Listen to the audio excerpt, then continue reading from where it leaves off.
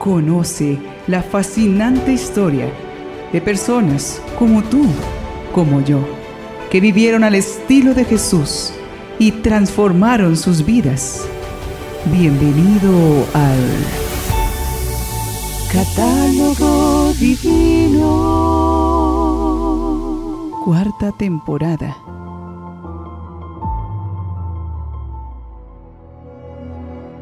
En este fin de mes vamos a llenarnos de espiritualidad para seguir adelante con la fortaleza que Dios siembra en nuestro espíritu. Para ello, sigamos contando con la intercesión de los santos. En nuestro catálogo divino tenemos una gran variedad de hermanos en el cielo que nos quieren brindar su apoyo e intercesión. Conozcamos a aquellos santos que nos iluminan con su testimonio en este día 31 de enero. San Juan Bosco, presbítero y fundador. Santos mártires Victorino, Víctor, Nicéforo, Claudio, Diodoro, Serafión y Papías. Santa Marcela, viuda. San Francisco Javier María Bianchi, presbítero. San Geminiano, obispo. San Metrano, mártir. San Abraham de Persia, obispo. San Julio de Novara, presbítero. San Medoc o Aidano, obispo. San Waldo, obispo. San Eusebio, monje. Santos mártires Ciro y Juan. Santos Agustín Pak Chong Won, catequista, junto a 5 compañeros mártires. Y la beata Ludovica Albertoni, madre de familia y terciaria franciscana. Ya en otra temporada conocimos al gran santo formador de la juventud, San Juan Bosco.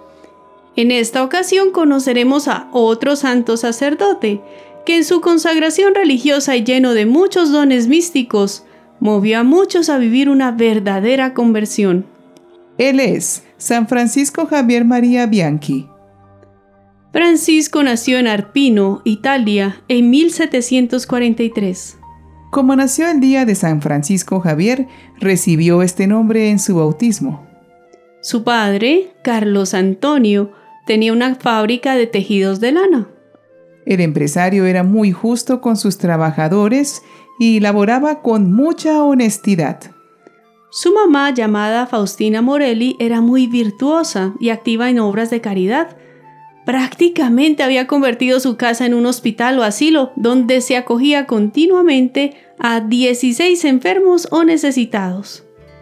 Francisco demostró precozmente aguda inteligencia y una gran pureza. Para culminar su bachillerato fue enviado al seminario de Nola, afirmando en él la vocación religiosa, apoyado por la adecuada dirección espiritual de San Alfonso María de Ligorio. Terminados sus estudios de filosofía en Nola y habiendo pasado algún tiempo en Nápoles, entró en el Instituto de los Barnabitas en el año 1762, aunque tuvo que vencer muchas dificultades, pues su padre no deseaba que fuera religioso. Habiendo profesado sus votos y superando diversas pruebas, en 1765 empezó a estudiar teología en el colegio que los Barnabitas tenían en San Carlos alle Mortelle de Nápoles. En esta misma ciudad recibió las órdenes mayores del subdiaconado, diaconado y presbiterado los días 11, 18 y 25 de enero del año 1767, celebrando su primera misa el día de San Francisco de Sales aquel año. Para reponer su salud algo quebrantada fue destinado a Arpino, enseñando retórica en el gimnasio público durante 2 años. Luego regresó a Nápoles al Colegio de San Carlos, esta vez como profesor de filosofía.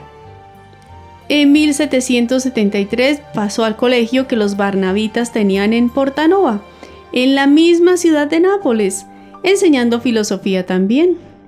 No había aún cumplido los 30 años cuando llegó a ser un momento superior de 2 colegios a la vez, por más de una década.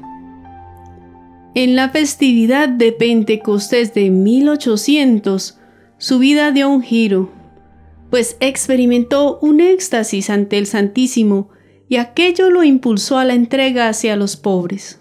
Entonces, Francisco Javier realizó un constante apostolado en el confesionario y sus predicaciones, y en medio de aquellos tiempos tan complejos, dio siempre un excelente ejemplo de vida disciplinada e intachable. Se destacó como San Felipe Neri por su brillante don de discernimiento para orientar las almas. Por este don, su discreción y vasta cultura lo buscaban como guía espiritual los personajes más selectos de la sociedad napolitana. También atendía a personas de condición humilde y despertaba la admiración y la búsqueda de consejo de muchos destacados intelectuales. Por su prestigio de sabio, le ofrecieron una cátedra en la Universidad de Nápoles que rechazó. Sin embargo, le nombraron profesor de teología dogmática y polémica y al año siguiente lo propusieron para ser miembro de la Academia de Ciencias y Letras. Aunque en aquella época era muy importante el conocimiento intelectual, la profundidad religiosa de Francisco Javier le permitió tener moderación en motivar al pueblo a conocer la cultura sin dejar de motivarle también a la espiritualidad. Él era un erudito en literatura en varios idiomas con temáticas que variaban de lo cultural a lo filosófico y lo cristiano. Fundó la Congregación de las Hermanas de Santa Catalina de Siena, cuyo objetivo principal era la adoración perpetua del Santísimo Sacramento y la educación de las jóvenes. Cuentan que cuando empezó la persecución en la que dispersaron las comunidades religiosas, Francisco Javier quiso salvar de la destrucción dos cosas: el fondo para la beatificación de la Madre Francisca de las Llagas, de la que era su promotor, y 30 cajas de libros. En su vida se presentaron muchos eventos prodigiosos. Un día se hallaba en Torre del Greco, a las faldas del volcán Vesubio. Inesperadamente, el volcán empezó a arrojar una erupción de lava. Parecía inminente que la casa religiosa quedaría sepultada. Sin embargo, Francisco Javier, muy sereno, aseguraba que no pasaría nada. Aunque estaba muy enfermo, subió a la terraza y musitó una breve oración a Dios. La lava se detuvo al momento, haciendo un muro que se solidificó y no pasó adelante, dejando intacta la casa. Meses más tarde, el volcán se reactivó y Francisco escribió a las religiosas del refugio de Via dei Portici que se pusieran a salvo. Aunque no pudieron evitar la destrucción de la casa, la oración del sacerdote llevado a cuestas allí detuvo la avalancha. Entre sus profecías, anunció la derrota de Napoleón y el regreso de Pío VII a Roma. Santa Francisca de las Llagas le predijo una enfermedad larga y dolorosa. Así sucedió. Sus piernas comenzaron a hincharse sin un posible remedio por parte de la ciencia. Mientras sufría terribles dolores, se refugió en la soledad de su celda. Sin embargo, continuaba su apostolado de consejo y de edificación. Para él, sus dolores eran las misericordias de Dios. Decía: Señor, aumenta mis dolores, pero acrecienta los dones de tu gracia. Un alma eucarística como la suya sufría solamente ante el temor de no tener fuerzas para celebrar la Santa Misa. Primero sus amigos lo llevaban al templo, y cuando no pudo regresar, le permitieron celebrar en su celda. Durante la misa todos notaban su alegría y que parecía aliviado de sus dolores. Trataron por todos los medios de aliviar su enfermedad, hasta trasladarlo a un clima más benigno. Pero la persecución y sufrimiento que vivía la iglesia le atormentaban extraordinariamente y quiso volver a animar a todos desde su soledad de Portanova. El párroco vecino de su comunidad en Portanova le acondicionó su cuarto en el colegio para que quedara vinculado a la parroquia, en consideración a sus limitaciones para participar de las actividades eclesiales. En aquel tiempo, algo más oprimía su corazón. Por la dura persecución del gobierno a los clérigos y religiosos, sus amigos dejaron de visitarlo, pues aquello era mal visto por el gobierno. Cuando por su enfermedad no podía celebrar, siempre pudo recibir la Sagrada Comunión. Aquella santa a la que había querido llevar su proceso de beatificación, Santa Francisca de las Llagas, le había prometido que se le aparecería 3 días antes de su muerte, y efectivamente así fue. Sucedió el 27 de enero de 1815. Ella le dijo que se preparara para recibir la Eucaristía, a la que se preparó sonriente y alegre con todos. El 31 del mismo mes, Francisco pidió que le llevaran la Sagrada Comunión. La noche anterior había recibido la unción de los enfermos. Poco después de comulgar, murió plácidamente. Fue canonizado en 1951 por Pío XII. Es patrono de los adoradores eucarísticos.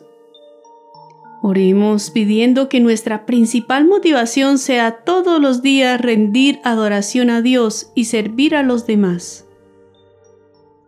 Oh Dios, que a través de San Francisco Javier María Bianchi, impregnado de la dulzura de tu amor, has querido atraer a los fieles a tu amor. Concédenos, te rogamos, por su ejemplo e intercesión, que podamos encontrarte y amarte en los hermanos. Por nuestro Señor Jesucristo, tu Hijo, que vive y reina contigo en la unidad del Espíritu Santo, y es Dios por los siglos de los siglos. Amén. En medio de la persecución religiosa, fue uno de los pocos que siguió viviendo su regla barnabita y usando su hábito con toda fidelidad. Para él, la fe no tenía por qué sufrir un enfriamiento a causa de la Revolución Francesa. Preguntémonos, ¿cómo está nuestra fidelidad a Dios? ¿Depende nuestra piedad de nuestro estado de ánimo? ¿O del tiempo litúrgico? ¿O de la simpatía del párroco o el superior? ¿De qué depende mi fe? Francisco Javier nos enseña que la fe continúa iluminando la vida por medio del amor que arde en nuestro interior. Y que si nos falta el amor, hay que pedirlo a los pies de Jesús en el sagrario. No dejemos que la fe sea variable. Apoyémonos en la roca que da firmeza a nuestro amor, Jesús. San Francisco Javier María Bianchi, ruega por nosotros.